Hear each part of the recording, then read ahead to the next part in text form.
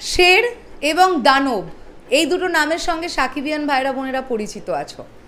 যারা রিকল করতে পারছো না তাদেরকে একটু মনে করিয়ে দিই, এই দুটো সিনেমার নাম শুনতে পাওয়া গিয়েছিল যে দুটো সিনেমার ডিরেকশন দেবেন অনন্য মামুন। এবং তোমাদের যদি মনে থাকে তোমরা ফিল করতে পারবে শেরের একটা ছোট্ট মোশন পোস্টার এসেছিল এআই দ্বারা নির্মিত। সেখানে আমরা অনেকেই ভেবেছিলাম যে ক্যারেক্টারটাকে আমরা দেখতে পাচ্ছি তিনি আর কেউ নন, বাংলাদেশের one and only megastar Shakib Khan. কিন্তু সেই সময় কিন্তু দরদ মুক্তি পেয়েছিল না, এবং দরদের প্রচারণা নিয়ে যে ধরনের প্ল্যানিং দর্শককে জানানো হয়েছিল সেগুলোর তো কিঞ্চিত মাত্রও ঘটেনি বাস্তবে। সেগুলোর পরে মামুন ভাইয়ার প্রতি প্রচুর সাকিবিয়ানদের একটা আক্ষেপের জায়গা তৈরি হয়েছে। একটা সময় এই মামুন ভাইয়াই ভিডিও করে বা নানান ইন্টারভিউতে বা লাইভে এসে কিছু ইউটিউবারদের অপমান করেছেন। আমরা কখনো টার্গেটেড হইনি, আমরা আশা করছি কখনো টার্গেটেড হবও না, আবার জানি না হতেও পারি। বাট নানান সময় নানান ক্রিয়েটারদের কিন্তু উনি নানান রকমের নাম দিয়েছেন এবং ইউটিউবারদের ছোট চোখে দেখেছেন। সেগুলো সব উনি ভুলে গিয়ে এখন কিন্তু উনি নিজেই ইউটিউবে কন্টেন্ট ক্রিয়েট করেন। সেটা বড় কথা না, বড় কথা এটাই যে কোনো রকমের কোনো প্রফেশনকে কেউ যেন ছোট না করি আমরা। তার কাছে সেটা কিন্তু প্রফেশন। আমরা যারা কন্টেন্ট ক্রিয়েটার আছি আমাদের কাছে এটা প্রফেশন। যিনি একজন ডিরেক্টর তার কাছে ডিরেকশন দেওয়াটা প্রফেশন, যিনি একজন অ্যাক্টর তার কাছে অভিনয় করাটাই প্রফেশন।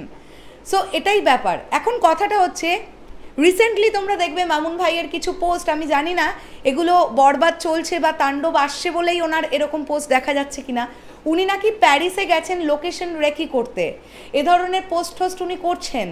এবং জাস্ট কিছুদিন আগে একটি পোস্ট উনি করেছেন অ্যাকশন কাট এন্টারটেনমেন্টের তরফ থেকে যে শের এবং দানব এই দুটো সিনেমাই আসছে এবং বৈদেশিক কোম্পানির সঙ্গে চুক্তিবদ্ধ হয়ে শুরু করা হচ্ছে এই দুটো নতুন সিনেমা শের এবং দানব। দুটো সিনেমার অফিসিয়াল ঘোষণা খুব তাড়াতাড়ি আসবে।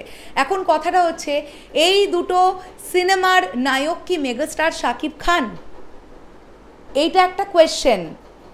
অনন্য মামুন ভাইয়া যেভাবে এই প্রজেক্টগুলো নিয়ে এর আগে কথা বলেছেন, বিশাল বাজেটের ফিল্ম, প্যান ইন্ডিয়ান ফিল্ম, যেভাবে আলাপ আলোচনা হয়েছে, যতটুকুনিও হয়েছে সোশ্যাল মিডিয়ায় উনি করেছেন, তাতে করে যে প্রযোজকই টাকা বিনিয়োগ করুক তিনি তো চাইবেন যে দিনের শেষে গিয়ে তার টাকাটা রিটার্ন আসুক।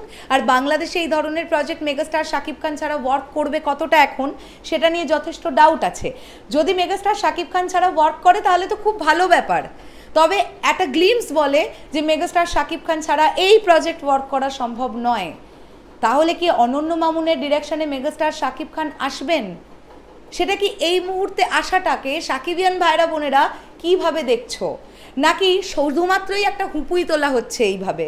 এই সিনেমাগুলো নিয়ে হয়তো বা এখনও মেগাস্টারের সাথে কোনো আলাপ আলোচনা হয়ইনি, এরকমটাও তো হতে পারে। আমি জানি না কি হয়েছে কি হয়নি, আমি জানি না। তবে মেগাস্টার শাকিব খানের লাইন আপ যেটা জানি, 2026-এর রোজার ঈদে মেহেদি হাসান হৃদয় ডিরেকশনে তিনি আবার আসবেন রিয়েল এনার্জি প্রোডাকশনের ব্যানারে।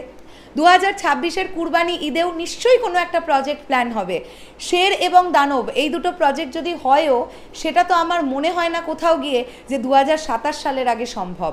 এখন কথাটা হচ্ছে যে ছবিটা যদি 2027 সালেই আসে সেই ছবিটা নিয়ে এখন থেকেই কথা বলার তো কোনো দরকার নেই। ব্যাপারটা আবারও সেরকম হয়ে গেল যে দরদের প্রমোশনে হ্যানকারেঙ্গা ত্যানকারেঙ্গা, তারপরে হচ্ছে ডিব্বা, মানে লাড্ডু, ডিব্বা বললাম, ডাব্বা। তো এই ব্যাপারটা কে তোমরা সাকিবিয়ান ভাইরা বোনেরা কীভাবে দেখছো সেটা অবশ্যই কমেন্ট করে জানাও। হ্যাঁ, এই বিষয়টা নিয়ে তোমাদের বক্তব্যই আমি জানতে চাইছি, কারণ দিনের শেষে গিয়ে মেগাস্টার শাকিব খান কিন্তু সাকিবিয়ানদের প্রায়োরিটি দেন, এটা আমরা বারংবারই দেখে এসেছি, তাই নয় কি? চলো শেষ করলাম ভিডিওটা, দেখা হচ্ছে আবার খুব শিগগিরই নতুন কোনো ভিডিও নিয়ে। তাহলে এখনের জন্যে টাটা।